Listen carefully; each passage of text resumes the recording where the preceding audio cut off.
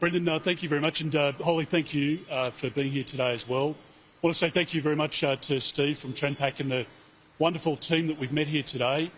People on production lines, in research and development, some of the work that's going on here is really world-leading. And I want to say thank you to Steve and his family, because this is a second-generation business. His dad, Jim, would be incredibly proud of what we've seen here today, and Steve has taken it to the next level.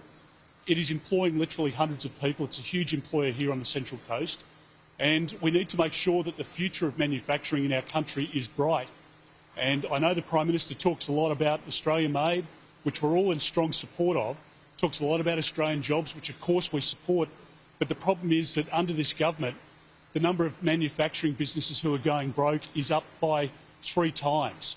We know that businesses just can't afford to pay their energy bills, and small and big businesses are no different to family households at the moment, because they've seen massive increases in their power prices under this government. The Prime Minister promised that he would deliver a $275 reduction in people's electricity bills, but people know that they're paying literally hundreds, if not thousands of dollars more for their electricity bills and for their gas bills. Petrol now is over $2 a litre. People are paying more for their insurance premiums. You go to the checkout at the supermarket and you're getting less and less for every dollar that you spend because of inflation under this government. The government spent over $200 billion extra since the last election, which has driven inflation up. And if you drive inflation up, you drive interest rates up, and that's why families are paying now more than they ever have for their mortgages under this government. And I think a lot of Australians are starting to understand that the Prime Minister just can't manage the economy. We've got an energy transition underway at the moment, which means that by 2034, 90% of baseload power disappears from the system.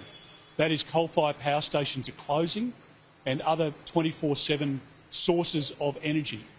The solar panels here in this factory probably could work about 1% of the time, or provide 1% of the energy needs of this factory, but they can't work for the other 99% of the time, and that's why you need to firm up energy. And we've got a Prime Minister who is taking our country down a dangerous path with his renewables-only policy. It means that prices are going to go up for your electricity and your gas bills.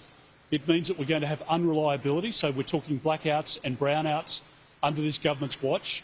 And we're talking about no capacity at all for the government, no prospect at all for the government to meet their net zero emissions by 2050. And I think that there is a huge problem of the government's making when we see those businesses and businesses like this who will suffer into the future because of investment decisions and ideology that's dictating how investments are made into renewables only, and that is going to cause huge disruption for families, for businesses. And you can't have Australian-made if Australian businesses are being driven offshore. If manufacturing businesses continue to go offshore, or they continue to go broke under this government, they won't invest here. International companies won't put capital into the Australian market. And if that happens, we see an increased loss of Australian jobs, and people's prices will just continue to go through the roof.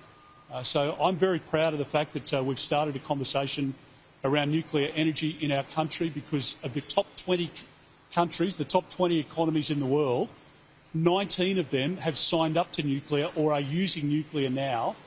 And I believe that we can get to an Ontario position where power is half the cost that it is today.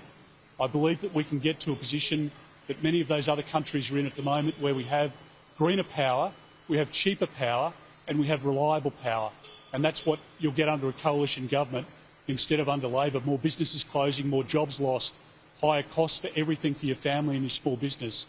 And Australia is, I think, suffering a lot, and I don't think Australians can afford 3 more years of the Albanese government.